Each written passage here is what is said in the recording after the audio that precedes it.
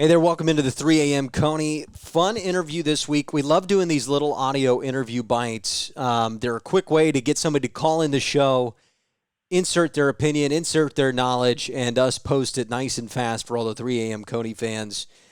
Cincinnati Sports Podcast has allowed us to have a conversation with this man who, to be frank, Coach White, I covered Athens football a year ago, and I said, well, after I interviewed you for the last time last year and I knew that I was going to move, I don't know if I'm ever going to talk to him again, relevant in terms of media. Like, I'm sure I'll have a conversation with him, but an interview, I wasn't sure. But Joe Burrow ends up on an NFL team that I happen to now be covering for the 3M Coney. So it's perfect that you and I get to have a conversation in back-to-back years, and I wanted to thank you for coming on the show, Coach White. Absolutely. I'm happy to talk to you. It's good to hear from you again. Yeah, and it's an interesting year for football, interesting year, especially at the high school level. I can't imagine what you're dealing with. For those that don't know, Nathan White, the current head coach of Athens High School. And have you played a game at the newly christened Joe Burrow Stadium? You've had a home game yet? Yes? We have. Yeah, we played Friday at Joe Burrow Stadium. I have to say, it's as a former player at Athens and now the head coach, it's pretty special to hear Coach Gibson come on the PA and say, "Welcome to Joe Burrow Stadium." It's a goosebump moment for sure the first time you heard it. Now, I was in favor of the stadium name change. I imagine you were as well. I mean, it's just the kid not only was a great player, but he fits everything that you want out of the Athens football program. Am I right? Yeah, without a doubt. And, I don't think there was anyone who was against naming the stadium after Joe. He is,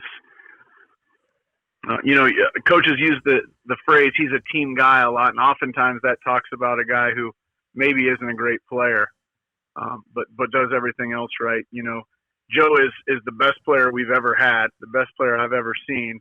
And he's probably the most team guy we've ever had also. It's a special mix of the kind of person Joe is, and then, not to mention an NFL quarterback. Well, so take us back to 2012 summer, I believe. And we had an interview. Won't be able to play it here, but we played it on the 3AM Coney, and it made its way around, even got put on Sports Illustrated because it was decent, like, revelation in terms of Joe Burrow's high school career. And it was an interview he did on Gridiron Glory where he said that he wasn't anticipating being the quarterback his sophomore year, that he was anticipating being a wide receiver. And Michael Germano moved to California, and there he was, 47 touchdowns in the first playoff win in school history, Joe Burrow, the quarterback. Take us through that summer. What was Joe looking like his freshman year? What was your role with the team? Didn't you just hop on as offensive coordinator? Take me back to that time and what was going on with Joe Burrow. Yes, I was on staff Joe's freshman year, which would have been Michael's sophomore year, and then Ryan gave me the title of offensive coordinator going into Joe's sophomore year. And to be totally honest, you're looking at a freshman and a sophomore who had played a little bit as a sophomore, so they were going to be sophomore, junior. There's no doubt that Michael was ahead on the depth chart. He was coming back and had already had varsity experience as a sophomore. I remember I was sitting at Five Guys in Pittsburgh when Coach Adams called me and said, "Hey, Michael Germano's leaving." And I thought, oh, man, this whole new offense I have cooked up is going to be a little different. We're not going to have a quarterback competition, first of all. We've got our guy. We only had one in the program, and he's going to be a sophomore. And it's hilarious kind of how it works out. I realized after about a week, this is the best kid I've ever coached. He's a 160-pound sophomore, and he's the best player I've ever coached already. It's just, Joe can talk about how he was going to be a receiver, and there's no doubt Michael was a good player, but I think it would have been pretty difficult for Michael to win the job, but he certainly would have had a chance. Well, see, I think that's the part, and I had some people get a little upset with us because, oh, you're not telling the whole story. I said, no, that is a part of the story. We have to talk to somebody to get the rest of it. It's hard to put it all in one little video, and I think that's Right. the story, is that Joe was about to win a quarterback competition his sophomore year, but he never got the opportunity to even compete because that kid moved to California. And Joe, being humble, was like, I was anticipating being wide receiver. Was there any reason why did he not jump off the page in junior varsity as a freshman? Because Sam Smathers loves to tell those stories of him making audibles at 10 years old and slinging the ball all over the yard. I mean, what exactly was going on freshman year, junior varsity, that it wasn't, because Germano was QB1 there for a second at least at the start of the summer. Was it just Germano's success, or did Joe have some struggles in junior varsity? Well, to be honest, we played a freshman schedule that year too. Joe played quarterback for every freshman game, and we actually started a senior. Josh Skinner started for us at the varsity level for 7 weeks, and he got hurt. So the entire JV season, Michael Germano was our JV quarterback. Ah. Joe would play a quarter maybe. We moved a few of those freshmen up to play JV. So to be honest with you, Joe didn't really get a chance to shine on the JV level either, simply because we had 3 quarterbacks in our program and we gave them all reps at their at the level they were at, freshman, JV, and varsity. So no, there was never even really a JV quarterback battle, and Joe wasn't our quote-unquote JV starter either. He would kind of come up and, play a quarter at quarterback and play a couple quarters at safety and then play his freshman game that week as well. So, yeah, there's a lot of stuff kind of behind the scenes that no one really knows. So Michael never started until the very, very end, which is why you kind of assume he came in and had some success as a sophomore. We beat Nelsonville in week 10 that year, and everyone kind of thought he's our guy coming back, and then Joe threw for 47 touchdowns the next year. Well, I mean, I think one of the more interesting things is how skinny the kid looks, especially the way he looks now. I think, has that been the most surprising transformation for you? Because I'm sure that as a sophomore, you could see the maturity, the ability to kind of understand football coming from a football family. But to me, at least, the athleticism he appears to be showing, elite body, elite speed for an NFL quarterback. I mean, that stuff is what's surprising me the most. What about you? Has that been the most surprising part of his development? This sounds silly, and I hate to answer like this, but not one single thing that has happened has surprised me. I'm telling you, you get to know Joe when he's young. After a year of knowing him, he's an absolutely different human being than I've ever been around. And people used to ask me when he was a sophomore, what are his weaknesses? What does he need to work on? And I feel like the answer has been the same Joe's entire career, high school, college, NFL.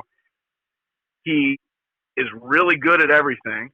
And what does he work on in the off season? A little bit of everything. Everything gets a little bit better. His arm gets stronger. He's better in the pocket. He's a little bit quicker. He's faster. He's bigger. He's stronger. He has made a consistent effort, not just every year, but every day to get better. I have never, ever seen a 15-year-old kid be able to lock in for 2 or 3 hours, whether it be in the practice field or the weight room, and make sure that he gets better and that our team gets better. It was a poise and a discipline that I've just never seen. And I 100% believe that's why he is so dang good now, and that he still lives by that. Every day he gets to the practice field, I think he has that.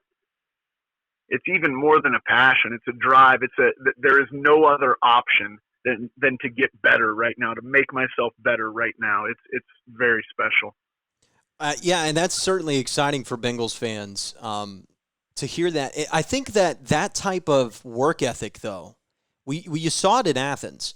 I refuse to believe, Coach, that it's a coincidence that the greatest team in Athens history, a program that had not won a playoff game until he arrived, and the greatest, most talented team in LSU history, which had struggled to make an impact beyond the regular season in the SEC, until Joe arrived. I refuse to believe that those two events are coincidences. I think that Joe Burrow is an elevator, is that he gets in and he works so damn hard that everybody looks around and goes, man, I must be lazy because I am not doing nearly what that kid's doing. Did you see a little bit of that in Athens? Did it help guys like the Lerman twins elevate to Division I players? Did it help the entire program elevate beyond of what it was capable of? Yeah, I don't think there's any question. And it's tough for me to say that because I do think there are a ton of comparisons Certainly not comparing Athens football to LSU football, but between the two teams in 2019 and 2014, clearly there was a ton of talent around Joe on both teams. And I think Joe provides the thing that's bigger than talent. I am 100% convinced that we had guys up front blocking guys that they shouldn't have been able to block. And guys doing things, playing a little bit better than they were. And I can't help but think that that's because they knew, man, we've got a guy back here who is going to win games for us. He is different than everybody else. And I really think that he gives his teammates a vibe and aura that, man, nothing is impossible. You know, the highest scoring team in the history of Ohio and the highest scoring team in the history of the NCAA, quarterbacked by the same guy, is certainly not a coincidence. I totally agree with you. Yeah, I think that as an offensive lineman, right, you kind of put yourself in the headspace of, all right, man, I just need to hold for 3 seconds, and this guy can not only make a play, but make the play, the game. He can do it on this play. He can do it. And he, not only can he do it, he is ready to do it. He feels like he's about to do it. It's just so different, I think, blocking for that than honestly, it might be better that he gets sacked because he's going to throw an interception, right? That type of attitude from an offensive lineman. So I think you hit the nail on the head, and you're a guy that I've leaned on. I leaned on last year definitely for Joe Burrow information. In terms of the similarities of the offense, let's talk nuts and bolts. It'd be a crime to have a football coach on here and not talk nuts and bolts for the Bengals this upcoming season. Obviously, I know you're not in the coaching room, but in terms of the system that Joe Burrow is most proficient at, that kind of 4-out, 5-out, scat protection, make quick decisions, and basically you give him the most options possible and he'll find whatever one's open. Take me through the similarities that offense that he ran at LSU that appears like he's going to run in Cincinnati shares with your offense in Athens. I mean, what's the connection point between the three levels for Joe? Yeah, and I do think there's some similarities, and for me, I kind of had to evolve because there aren't very many high school quarterbacks that you can give so much freedom to and let them change plays and check stuff at the line. But, you know, Joe kind of proved to me that the more I could put on his plate, the better we were going to be. And, you know, oftentimes he was, even though I didn't a ton of times let him call stuff at the line, you know, he had the ability to check into a certain route and stuff like that. But there were many times in high school where he was able to look over at me and get on the same page and, you know, kind of, hey, I like this better than this. And, you know, I really think that I've gotten to sit down, and anytime I get to be with Joe, I want to talk X's and O's and see what they're running. You know, I got to do that a lot more at LSU than I have now that he's with the Bengals. But Joe certainly had a lot of freedom in their offense at LSU to get them in the right play. And like you said, they kind of figured out that getting 5 guys out in routes and letting teams blitz, you know, show us who's coming so I can make it hurt. You know, that was, I think, Joe's biggest strength last year that made LSU almost undefendable is that you could not blitz them because he was so dang good at replacing the blitz with the ball. And, you know, that was something that we watched over and over in high school too. We talked about all the time. We were tough to defend when Joe played in high school. A lot of teams, their answer was the blitz, and we talked about every day in practice, if that's their answer, let's make it hurt. So every time they blitz, we're throwing a slant, a shallow, something right behind it, and, you know, let's make it hurt. And you saw that over and over and over. And again, the talent Joe had at LSU was absolutely unbelievable. There, you know, Clyde coming out of the backfield, making that blitz hurt was absolutely something special. They were very good. And to be honest with you, I don't have a ton of insight into the Bengals offense. I was with Joe quite a bit this spring when, you know, he was having me like read the plays to him, and so he could spit them back out, throwing routes to the Lermans. But complicated plays, Coach, in terms of the verbiage. You know, it's hilarious to me. I'm cracking up to Joe because when he's in high school, we had tons of one-word play calls where I just yell Cali, and everybody knows what formation and go. And, he's rattling off 8, 9, 10 words. I'm thinking, man, what is going on? So yeah, it's not crazy, but it's no different than anything you see on, NFL films or whatever, when they're all rattling off all those words. It's just hilarious to me that Joe went from Ohio to zip, scat, brunch, right, blah, blah, blah. And I'm thinking, man, this is crazy. So it's going to be different to see Joe in a huddle. That's going to be weird. Yeah, and that's something that he's really tried to work on, and he knows he needs to work on that because that's how the NFL is, and he's a smart kid, and I'm not really worried about him figuring all those parts out. This is one, though, in terms of what the NFL looks like, and I'm sure you've watched a lot of NFL football. What do you think is going to be Joe's biggest sticking point this rookie year? Because every rookie has one. Andrew Luck was decision-making. Cam Newton was, honestly, being able to change the offense. They'd get stuck sometimes in the same type of rhythm. What do you think Joe's big weakness is going to be his rookie year? The thing that, because I know you said he's pretty good at everything, but I feel like there'll be one thing at the end of the season we'll say, Joe needs to get better at this. I don't think you're going to say it, are you? Man, I'm not sure what to say. I have never been so excited and so confident in somebody, honestly. I will be, I don't believe in the jinx thing, to be honest with you, but I'll be very surprised if Joe isn't really successful. And that sounds crazy. Being a rookie quarterback after this kind of spring and no mini camps and all that stuff, it is crazy to think that he's not going to have some hiccups, but I'll be shocked if he's not very successful. I just, if you wanted an unbiased opinion from me, you're asking the wrong guy. Yeah, but honestly, sometimes the most close opinions matter a lot, especially the way you say them. Because, Coach, I don't think you're covering for the kid at all. I think you've been, every conversation I've ever had about Joe Burrow with every person from Athens, you guys have been completely 100% honest and unfiltered. And it's because I've heard your guys' opinions on all different types of football from the area. And this is just the one across the board.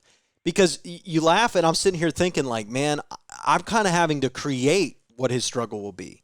Like, I think that there'll be some miscommunications between the receivers and him. They'll run the route at 7, he throws it at 5, pick 6. Boom, it's the NFL. It happens, right? But in terms of overall struggles, I think I agree with you, Coach. I think it's just going to be he needs to get better at about everything just a little bit, like everybody does. But he feels like a no-hole type of guy, and that's why the Bengals were high on him, because he is that type of guy. Last question I wanted to ask you about your Athens Bulldogs in relation to Joe Burrow, Coach. As a coach, are the stories and lessons you learned coaching Joe Burrow, are those stories and lessons you're going to share and use for the rest of your career, and do you use them now with your Athens Bulldogs? Yeah, we certainly do. And, we're so lucky that Joe, his parents still live in town, and Joe was home for a lot of this pandemic, and, we didn't get to see him a bunch, but we knew he was here. But when Joe's home, he lifts in our weight room with our kids, and was able to throw early last spring before, all the COVID stuff, was able to go out and throw with our kids, and the Lermans came back. And, the best thing that our high school kids get to see, I don't have to tell them how Joe works. They get to see him in the corner at his rack, grinding at a level that is an NFL level. Those guys get to see that every day. It's not just show and the fancy guy with the diamond necklace and all that. They get to see all the dirty stuff that he's doing, which is the reason where he is. And that is so incredibly valuable for our kids to see a guy who's at the absolute peak in the NFL and realize that Joe knows the only way he's going to stay there is if he does exactly what he's done every day for the last 10 years, wake up and grind. And those guys get a firsthand look at, how hard you have to work and how committed you have to be as far as his diet, and what he puts in his body. It's just, our kids get a firsthand look at that. So, I don't have to talk about it a lot because they get to see it. And I hope Joe continues to be a part of our program and our kids for the next 10, 20 years get to see that firsthand also. And I think that's a huge benefit of him playing in Cincinnati. And I think I tried to tell, all those Browns fans that are in and around the Athens area who just did not want this kid to play for the Bengals. I think it's massively beneficial for both, I think, the football programs, the fact that he'll be back and visit. Obviously, little fritzy things like autograph sessions, there'll be plenty of those, but community outreach as well. I mean, how much more effective is a Joe Burrow Foundation in terms of helping Southeast Ohio if it actually gets to be in Ohio? It's just all those things. I think it's a match made in heaven, Joe Burrow and the Cincinnati Bengals. And, Coach, thank you so much for joining us. I really appreciate your insight. And I know that from now on you are a Joe Burrow fan, not a Joe Burrow coach. Coach O, though. Coach O said that on the sidelines of the SEC championship game, he was more worried about being a fan than a coach. So I think you're not the only one in that boat. Just saying, Joe, I had you for a second. I was lucky enough to coach you. Now go conquer the world. Yes. Well, Coach, thank you so much for joining us. I appreciate it. And stay tuned. 3 a.m. Coney. That was Coach Nathan White. Any final thoughts, Coach? I really appreciate you having me on, man. I am so excited for the first NFL Sunday this week. I can't wait. I keep trying to find the words, and it just won't happen. It's just not. It's not explainable whatsoever. That was Coach Nathan White. This is the 3 a.m. Coney.